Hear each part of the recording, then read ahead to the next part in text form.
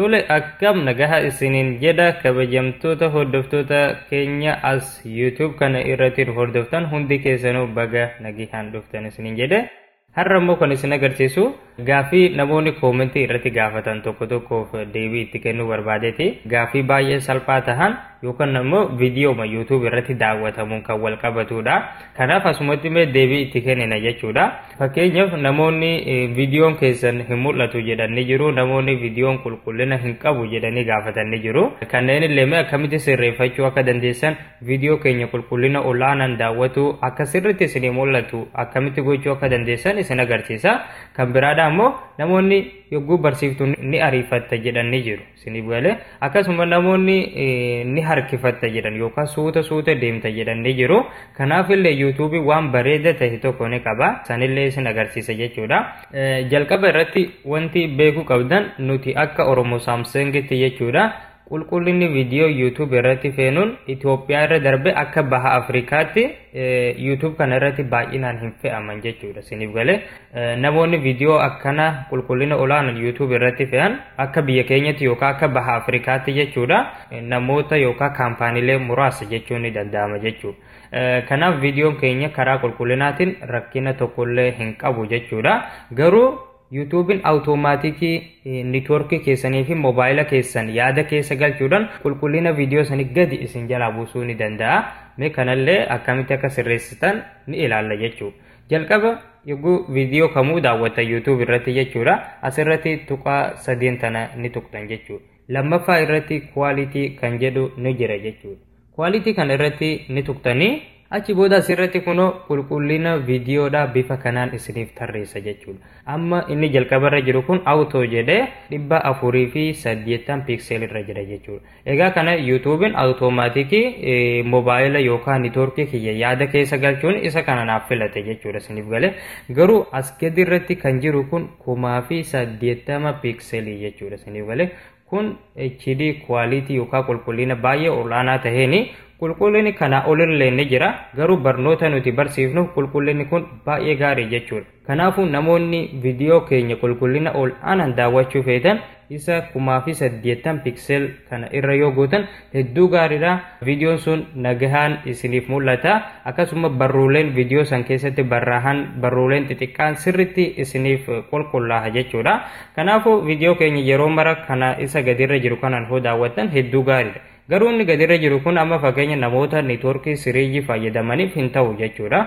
Warroonni networkii 3G yookaan ammoo 4G gadi bu'aa fayyadamtan 720 pikselii kana yoo gootan hedduu gaariidha. Yoo ammoo 720 kan viidiyoon tiraakii godhatu tahe yookaan xiqqoo deemee kan dhaabbatu yoo tahe 480 pikseliin gootanii jechuudha. Kan kana gadirra jiran kun sadeen ammoo YouTube irratti viidiyoo akka keenya kana daawwachuudhaaf sirriitti isiniif mul'atan jechuudha. Kunniin baay'inaan YouTube irratti sagalee yoo dhaggeeffannu nu gargaara jechuudha. Kanaaf maamiloonni keenya hundi viidiyoo keenya yogguu daawwattan kanneen as jalarra jiran sadeen keessaa isa networkii keessanii waliin deemu yoo daawwattan viidiyoon sun nagahaan isinii mul'ata jechuudha. Kan biraa kan isin agarsiisu ammoo speedii viidiyooti jechuudha yookaan viidiyoo qophatuu fi viidiyoo harkifatu akkamitti sirreeffattanii ilaaluu akka dandeessanidha jechuudha. Ammallee tuqaa sadeen tana irratti yogguu tuqtan asirratti playback speed kan jedhu ni jira jechuudha yookaan sadaffaa irra kan jiru kana jechuudha. Isa irratti ni tuqtanii achi booda asirratti akkuma argaa jirtan noormaalii irratti raayitii tahee jira jechuudha. Amma viidiyoon kuni akkaataa nu biraa hojjetamee baheeni mul'ataa jira jechuudha. Yookaan speediin isaa waan jijjiirame hin qabu jechuudha. Kanaafuu namoonni viidiyoon kan kee ni qophata jettan yookaan immoo ni harkifata jettan dhuftanii bakka kanatti viidiyoo keenya akkaataa barbaaddaniin daawwachuu dandeessan jechuudha. Fakkeenyaaf kan as gadirra jiran kunniin jechuudha viidiyoo kana ariifachiisuuf gargaaru jechuudha. Isiniif galee fakkeenya ariifachiisu yogguu jennu akka isiniif galuuf viidiyoo daqiiqaa 10 daqiiqaa 5 6 7 keessatti daawwattanii xumuruu dandeessa jechuudha. Kan asolirra jiru kun ammoo viidiyoo harkifachiisuuf yookaan viidiyoon sun akka suuta deemu gochuuf gargaaru jechuudha. Kana jechuun fakkeenya viidiyoo daqiiqaa 10, daqiiqaa 13, 14, 15 faa keessatti daawwattanii xumurtan jechuudha. Siniif galee as jalarra kan jiru kun viidiyoo ariifachiisuuf gargaaru hundi isaaniitu wal dhaban jechuudha. Kanaafuu isin dhuftanii hunda isaanii irratti tuqtaniiti ispiidii viidiyoo sanii isa isiniif ta'u irra godhatanii daawwattanii jechuudha. Warroonni ammoo viidiyoo harkifachiisuu feetan yogguu namoonni haasa'an yookaan namoonni kan jarjaran yoo taate yoo dafee kan isiniif hin galle yoo taate kanneen asii olirra jiran keessaa isa isiniif ta'u fayyadamtanii jechuudha. Egaan hordoftoota keenya kan biraa ammoo kan isinitti himuu barbaadu namoonni viidiyoon sirriitti nuuf hin mul'atu jedhanii jiru isiniif galee yookaan iskiriiniin moobaayilaa kan amma fuuldura keessanitti mul'ataa jiru kun isaanitti xiqqaate jechuudha. Kuni namoota moobaayila xixiqqaa fayyadamaniitu gaaffii akkanaa dhiheessa sirriitti isaanitti mul'atu jechuudha. Viidiyoo kana roteet yookaan dalgatti gara galchitanii daawwachuu ni dandeessan jechuudha. Isiniif galee fakkeenya asirratti kan jirtu mallattoo roga afree jechuudha. Ishii tana irratti yoo tuqne amma kallattiidhaan viidiyoon kun iskiriina moobaayilaa guutee mul'ata waan ta'eef nagahaan wanti hundinuu isinii mul'atee daawwachuu dandeessan jechuudha. Waluma galatti wanti guyyaa har'aa isin agarsiisuuf filadhe kana fakkaata akka waa irraa hubattan abdiin qaba jechuudha.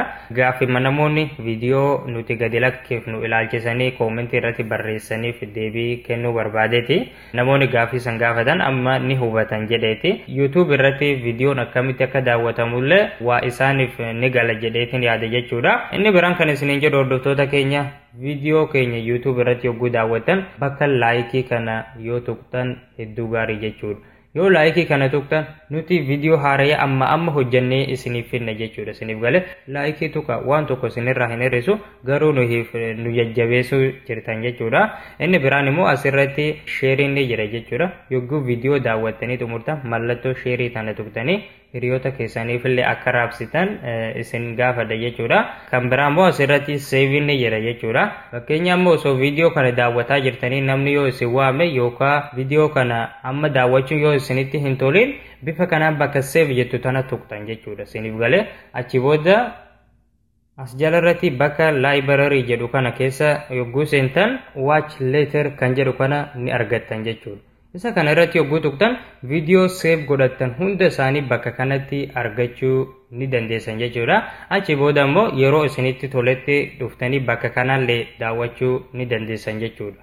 Egaan hordoftoota keenya waan nu hordoftaniif galatoomaa isiniin jedha. Barnoota keenya kan biraatiin hanga wal geenyutti nagahaan turaa galatoomaa.